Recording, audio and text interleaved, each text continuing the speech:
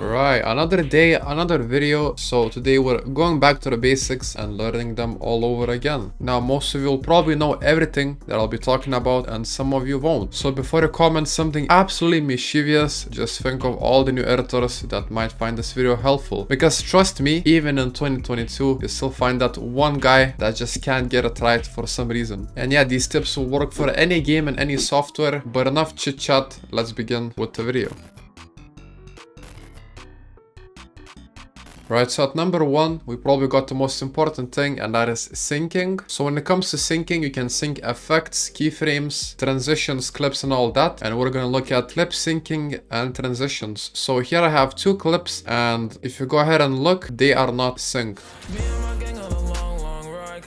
So first thing you do, of course, is sync both of your kills to beats or claps. So here's my first kill synced, and then find the second clap. So this can be our second kill. And now it should look something like this.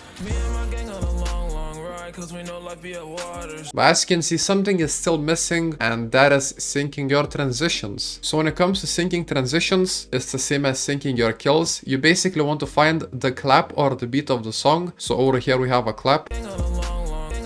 We have a beat and a clap, but I recommend putting it on a clap. So what I would do, put it like that on a clap, and once you have done that, if you look back at it again,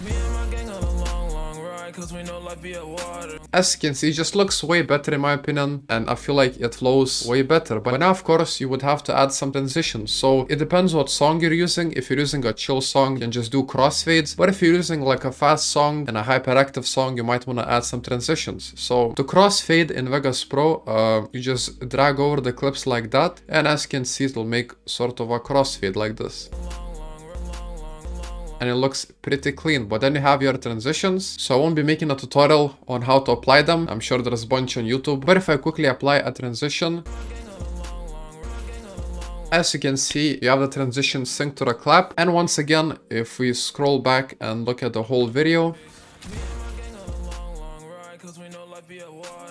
as you can see, now it should be synced and it should just overall look way better. Right, and the next up we have velocity. So when it comes to velocity, in Vegas especially, you have Twixtor and then normal velocity. So starting with velocity, what I recommend doing is, if you're making a highlight video, so like a clean style video, make sure your velocity isn't too fast and isn't too slow. So I'm gonna show you a bad example of a velocity. So for example, this is how a bad one would look like.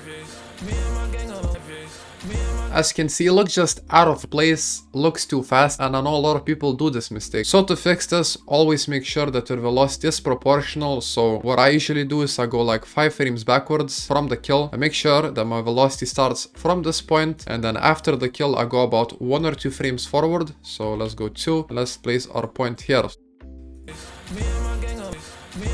As you can see, looks like that. Of course, not the best, but way better than what we had before. And of course, this depends on what style you're doing. So let's just say you want a montage style, and montage editors usually use sharp velocities. So I'm gonna give you an example.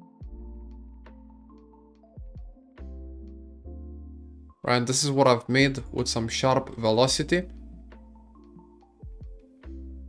So as you can see, it's not the best, of course. I don't usually edit montages, but as you can see, this is what you probably call a sharp velocity. But then we have Twixtor Pro. So especially in Vegas, Twixtor Pro is really buggy and glitchy. So what I like to do is, whenever I want to start my Twixtor, I usually cut on the point where I want the Twixtor to start. I apply my Twixtor and then do my keyframes. So that's how I do my Twixtor. But now you might be wondering, why didn't I just apply Twixtor onto the whole video? So if I apply Twixtor onto the whole video, immediately once I start my keyframes and do my thing, and as you can see, if you play back the video, something is just not right and there's a lot of warping to it. So whatever you do, try to avoid using Twixtor on a full video and instead make a split and apply Twixtor like that. Right, so now I have presets, and when using presets you need to make sure that they're for the right frame rate, because a lot of people use presets that are meant for 30 FPS on 60 FPS project files and they complain why it's wrong. So let me show you an example. So my project is at 30 FPS. I clicked on this cogwheel and this is my FPS, and I'm gonna try out 60 FPS presets, and I'm gonna show you what I mean. So let's apply our impact, and then if we look back, this is how it looks like. So you might think that looks normal, but to me there's just too much shake, and that's not how this preset is supposed to look like. So if we switch this back to 60 FPS, like that, apply an OK. But now since we switched it back to 60, then we apply the preset again, it should look way better. So yeah, as you can see now there is less shake and it looks like how it's supposed to. So yeah, whenever you're applying presets, make sure you know what you're working with. And yeah, it's just as simple as that. Alright, so now we have keyframing, and a lot of people know how to keyframe already, but a lot of people also make the mistake of not making the keyframes smooth. So I'll show you what I mean. So right now, let's say you want to make a beat shake. Okay, you would go to pan and crop or use blur more curves, you know, add a keyframe, go a little bit of frames forward, zoom it in, and then go a little bit of frames forward, and then restore like that. So this is how it would look like. As you can see, that's a beat shake, but no way of getting away with that because that just looks absurd. So to fix that, you're gonna go to your points that you made, and this point over here, set it to a slow fade or a smooth fade. I'm gonna go with slow, and then in the middle, set it to a fast or a smooth fade. So I'm gonna go with fast. And doing these two steps will make your beat shake way better. So this is how it's supposed to look like.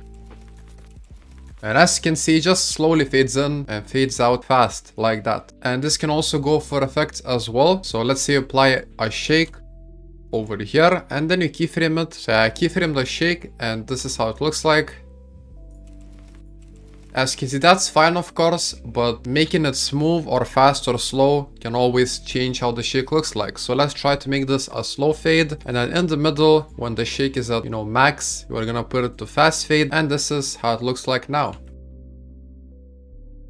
So as you can see, it looks way better than it was before. And yeah, I hope you get the point. Just make sure to make your keyframes fast, slow, or smooth fade. But yeah, on to the next one. Alright, so finally we have render settings. Now a lot of people think they know how to render, but they actually don't. So I'm gonna show you the best render settings and the best way to render. So first things, you gotta check what your project FPS is. I mean, you should know this already, but mine is 60. So I know that. I'm gonna click OK. Then I'm gonna highlight how much I want to render. So I want to render this whole part. That's what I'm gonna do. I'm gonna go to File, Render As, and then this window should pop up. So if you're new here, you might see nothing. So you wanna head on over to Magix, AVC, AAC, MP4, and then click on any of these options. So I'm gonna go with, I don't know, this HD option, and I'm gonna click Customize Template. So frame size, make sure to click on it and click on Custom Frame Size, and put it to what your project resolution is. I always use 2560 by 1440, but if your project is at 1920 by 1080, then make sure this is the same. Anyways, we have frame rate. So frame rate, we checked 10 seconds ago, it was 60, so make sure it is 60 as well, and then you can ignore all of this. Then we have variable bitrate. So this depends where you want to publish your video. So for YouTube, 1440p quality, I recommend using 35 million bitrate, but if you want to upload this on Twitter, then I recommend using 25 million bitrate. Now if you're asking why shouldn't I use like 70 million or 60 million? Well, that's because YouTube and other social media platforms will basically crush down your video. And even if you rendered at the highest quality possible, they just won't be able to handle that. So you'll have to crush down your video, and in the end, it's just not gonna have the best quality. So make sure to stick to the standards. I'm gonna go with 35 million because for YouTube, this is the best. Then encode mode,